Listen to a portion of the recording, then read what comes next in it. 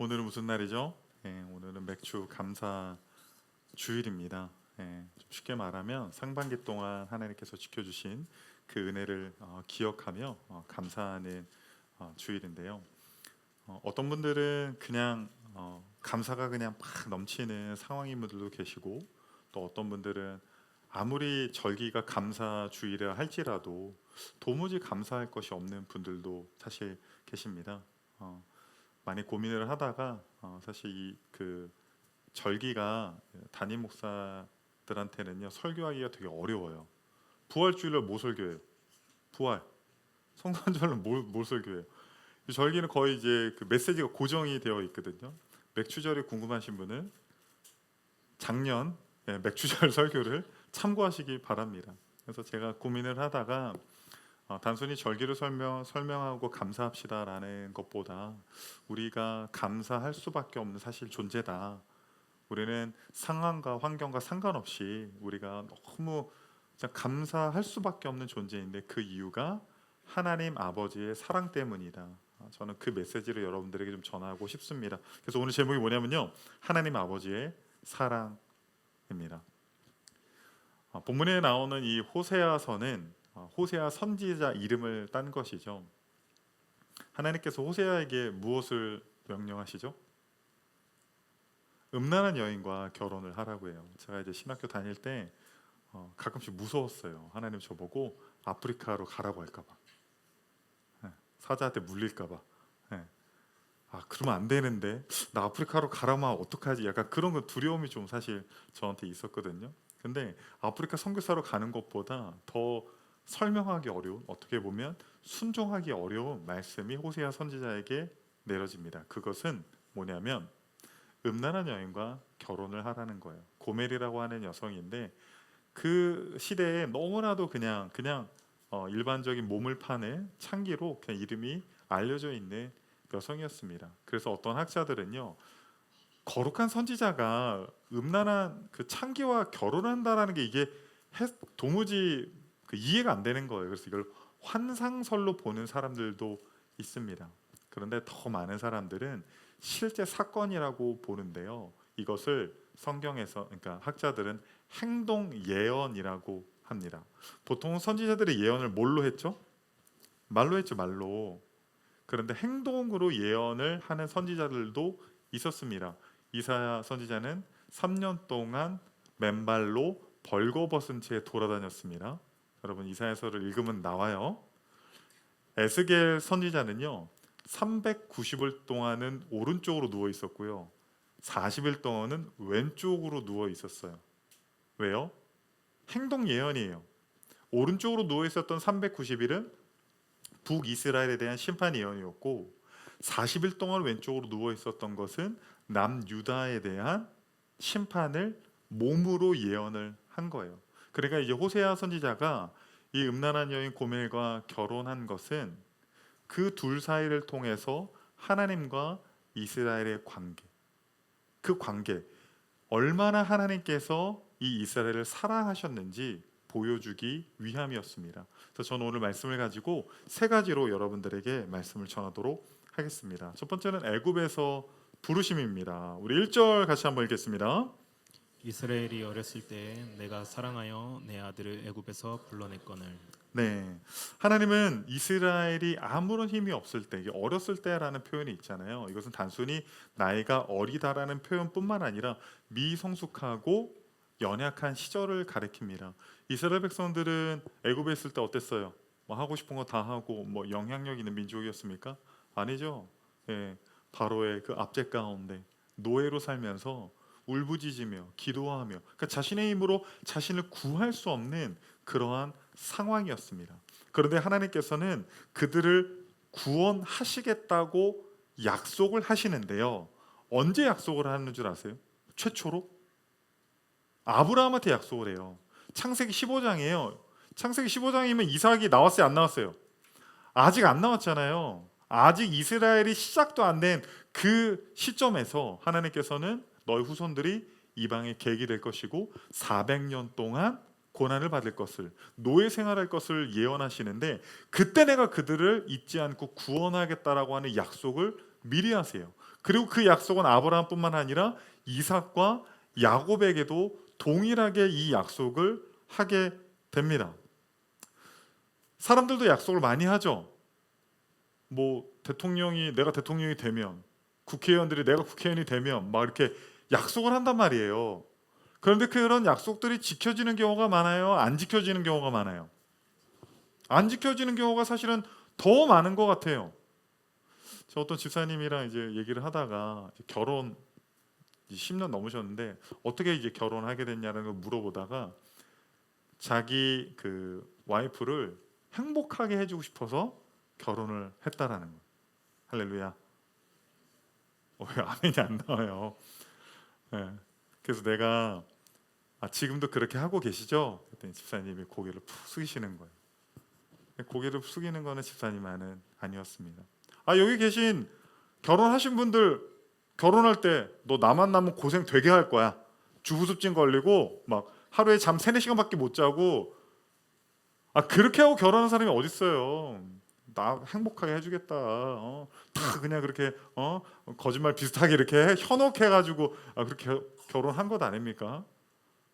근데 그 약속을 지켰어요? 못 지켰어요? 지금이라도 지키십시오. 할렐루야. 사람은요 약속을 하고요 오히려 약속을 지키지 못하는 경우가 더 많아요. 그런데 하나님은 달라요.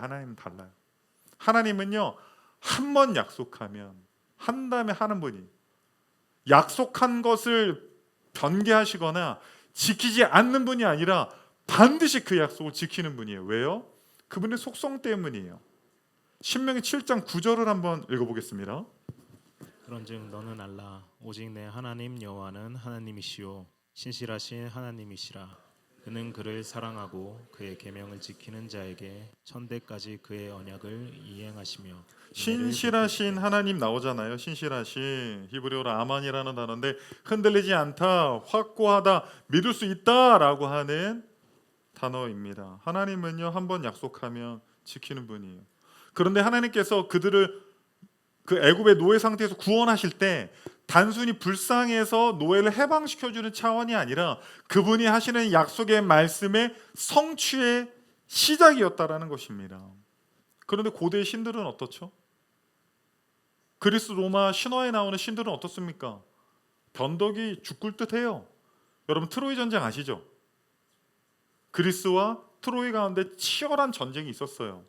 신들의 왕이었던 제우스가요 나는 중립을 지키겠다 선포를 딱 했습니다. 그런데 전쟁이 벌어지는 것을 보니까 처음에 트로이 편을 딱 들었어요. 그러니까 그리스가 이기고 있다가 트로이가 막 제우스 때문에 이기는 거예요. 그런데 아내 헤라가 막 뭐라고 해요. 그리스 도와주라고. 그러니까 이 남편 제우스가 어때요? 귀가 또 얇아가지고 또 그리스를 도와줘요. 그래서 결국에 그리스가 승리를 하게 됩니다.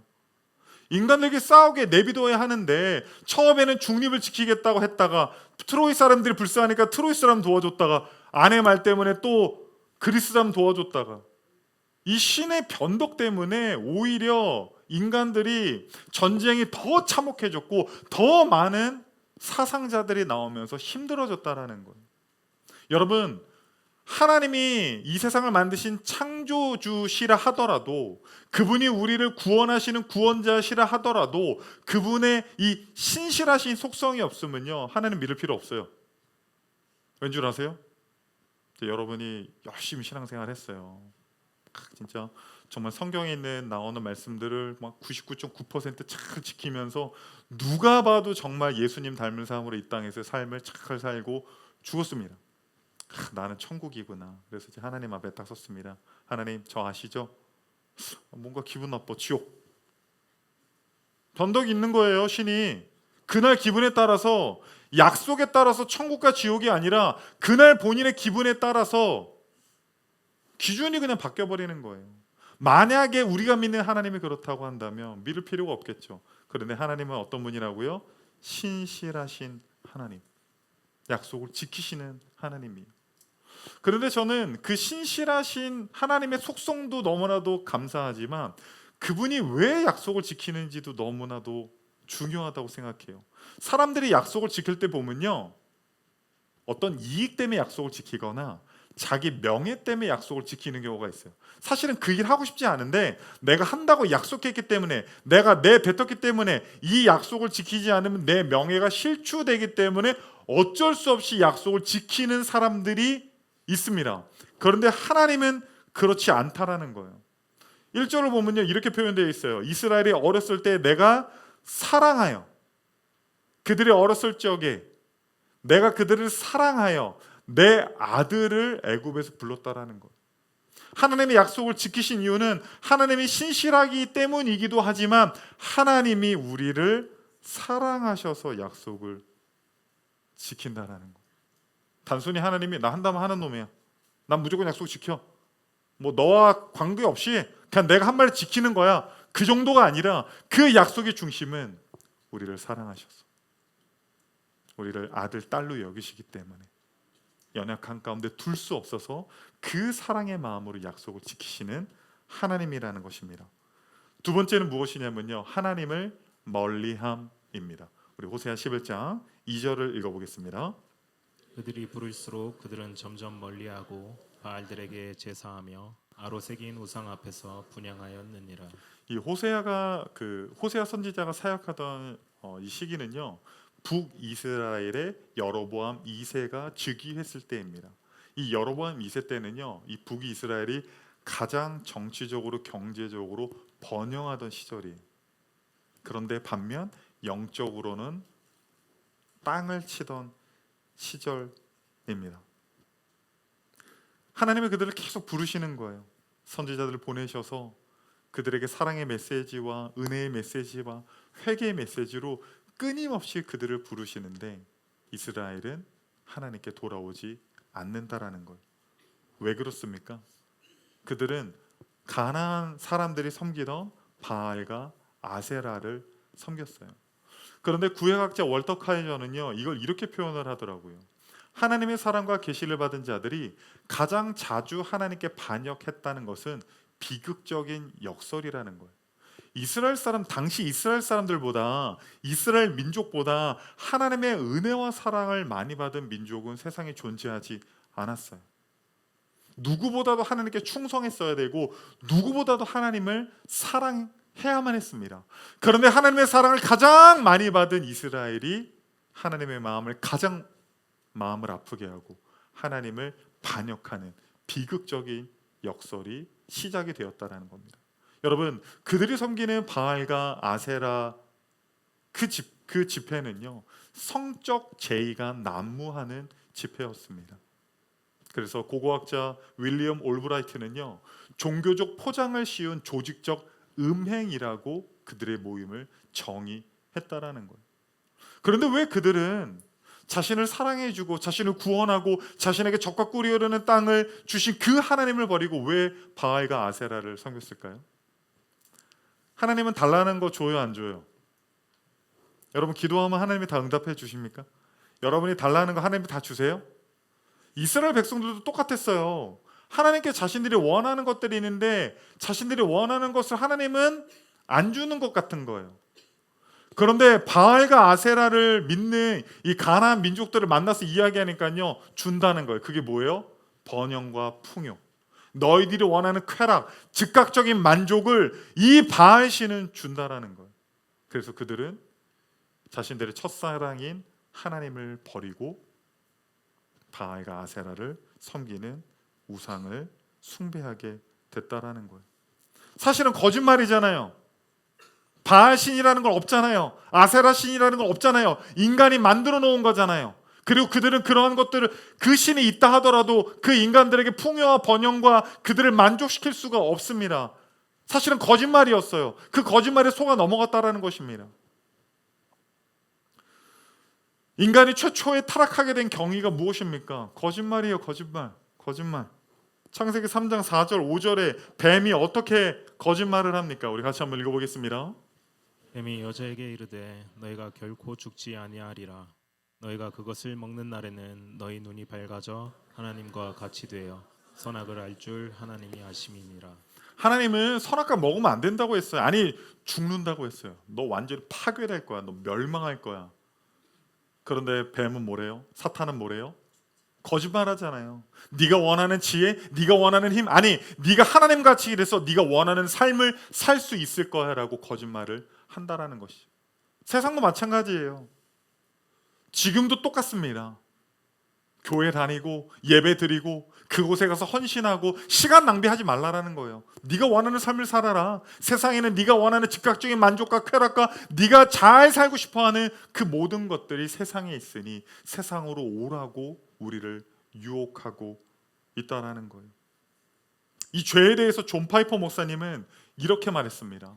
죄란 우리의 마음이 하나님으로 만족하지 못할 때 저지르는 행동입니다. 우리는 죄가 어떤 행복을 약속하는 것처럼 보이기 때문에 죄를 짓습니다. 여러분, 우리가 죄를 질 때는요, 절대로 그게 나쁜 것이기 때문에 짓지 않아요. 하나님의 말씀이 있고 하나님의 말씀과 반대되는 것은 사실은 대부분이 죄예요. 중립적인 건 없어요.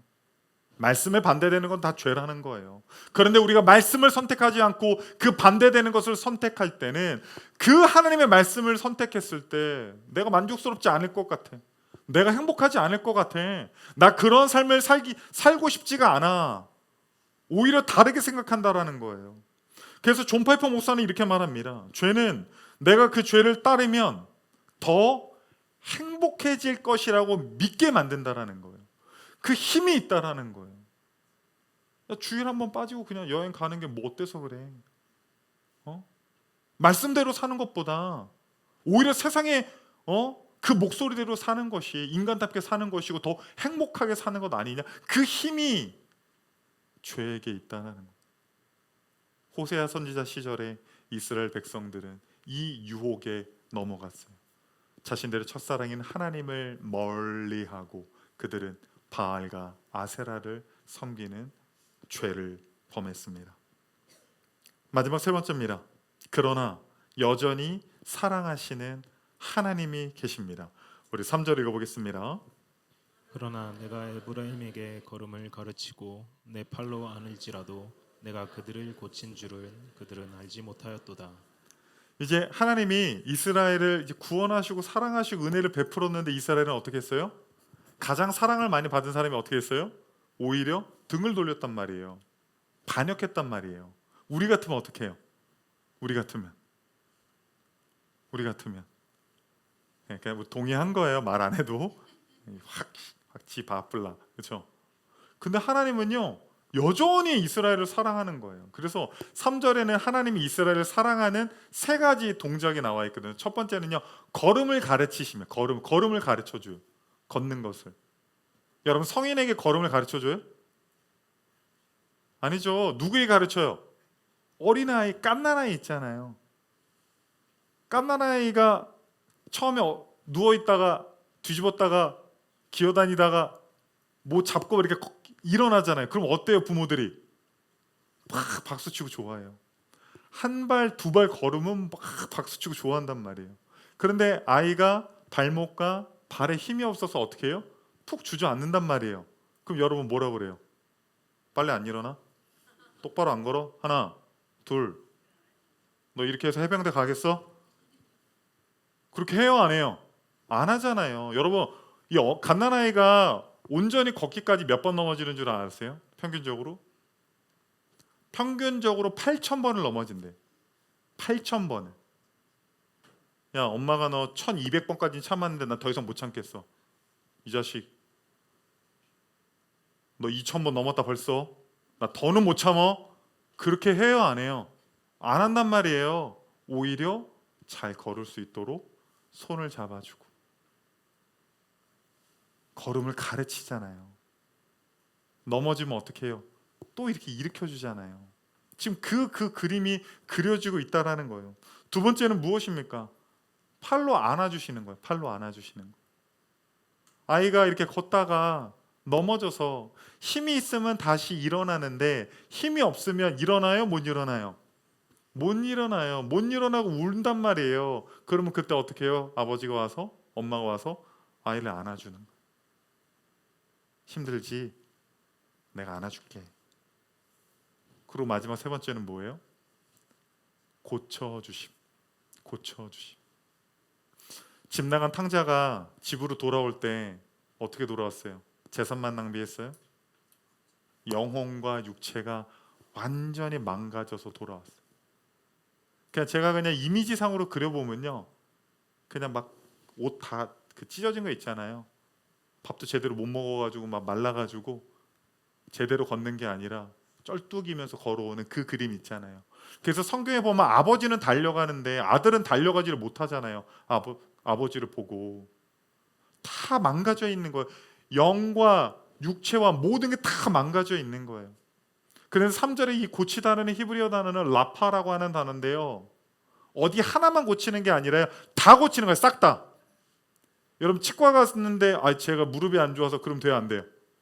안과 가서 이빨 고쳐달라면 돼요, 안 돼요? 그 과가 있잖아요. 그런데 하나님은요 다 고쳐주는 거예요. 우리의 상처받은 마음도 고쳐주시고, 우리의 아픈 영혼도 고쳐주시고, 우리의 육체까지 모든 것을 내가 고쳐주겠다.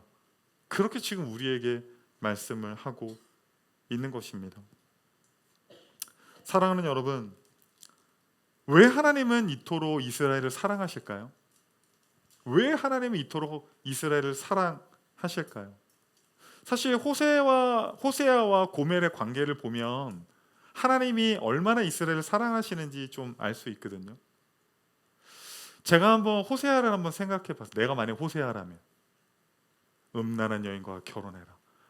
야, 아프리카 가는 것도 내가 순종을 못 하겠는데 음란한 여성과 결혼해라. 할 수 있을까? 하고 상상을 해봤어요. 그래, 믿음으로, 그래, 하나님이 말씀하셨으니까 그래, 이 여인과 결혼해서 목회를 해야 되겠다.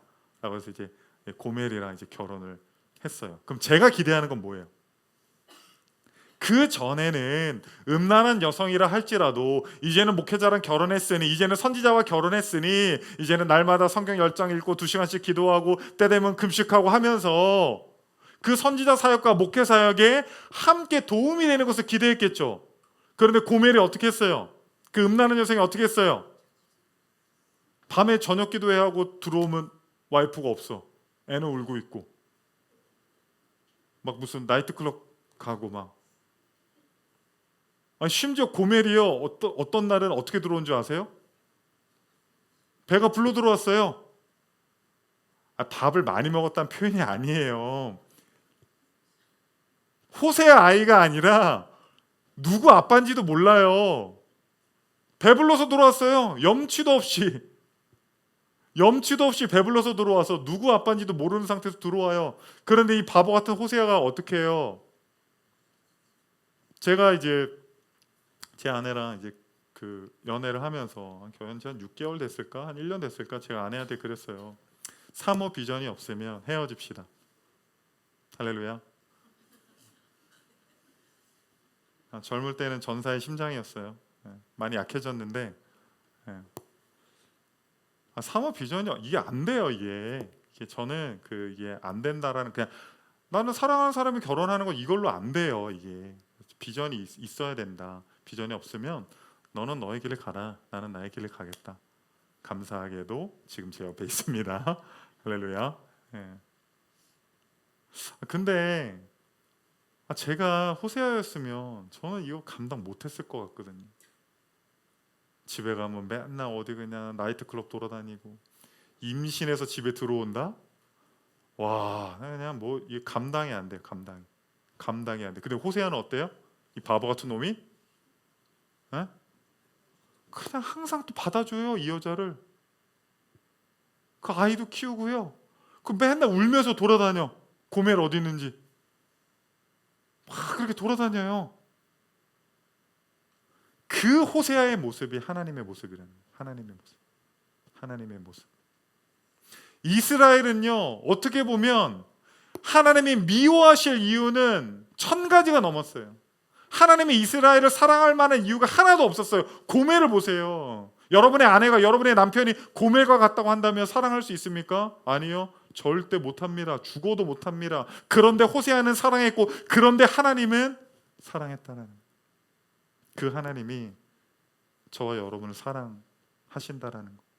그 하나님의 사랑은 어디서 찬란하게 빛이 납니까? 십자가예요.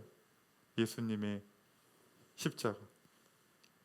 로마서 5장 8절에 보면 이런 말씀이 있습니다. 우리 같이 한번 읽겠습니다. 우리가 아직 죄인 되었을 때 그리스도께서 우리를 위하여 죽으심으로 하나님께서 우리에게 대한 자기의 사랑을 확증하셨느니라. 네.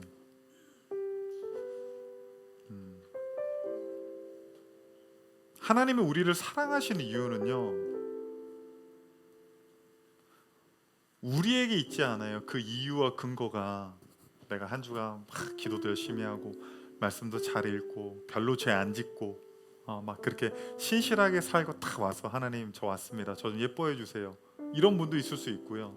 어떤 분은 그냥 말로 설명할 수도 없는 그러한 죄 가운데 있다가 이 자리에 왔을 수도 있어요. 그런데요, 전자나 후자나 다 죄인이에요. 다 똑같은 고멜이고 다 똑같은 이스라엘이에요.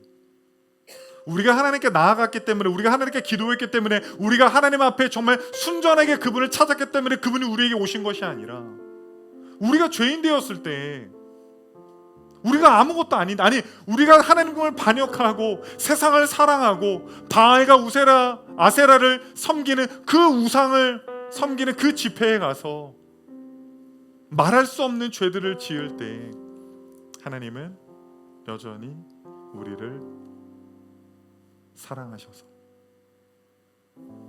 걸음을 가르쳐 주시고, 넘어지면 일어나야지, 내가 가르쳐 줄게, 다시. 일어날 수도 없는 그 아픔 가운데 있으면 아버지가 안아줄까? 안아주시고, 어디가 아프니? 내가 고쳐줄게. 세상에는 없습니다. 세상이 우리에게 하는 모든 소리는 다 거짓말이에요, 여러분. 거기에는 사랑도, 거기에는 참된 만족도, 거기에는 참된 기쁨도 없습니다. 기독교는 단순히 좋은 얘기를 하는 게 아니에요. 설교는 여러분의 귀에 듣기 좋은 얘기를 그냥 해주는 것이 아니에요. 하나님의 말씀, 진리를 전하는 것입니다. 진리는 하나님께 있어요. 그 하나님은 우리가 죄 가운데 빠져 있다 할지라도, 우리가 영적으로 타락해서 고멜과 같은 존재를 할지라도 걸음을 가르쳐 주시고 다시 안아주시고 우리를 고치시는 사랑이 많은 하나님입니다. 그러니 더 이상 세상의 거짓말에 속아 넘어가는 것이 아니라 그 사랑이 많으신 하나님 안에서 참된 기쁨을 누리는 저와 여러분이 되기를 소망합니다.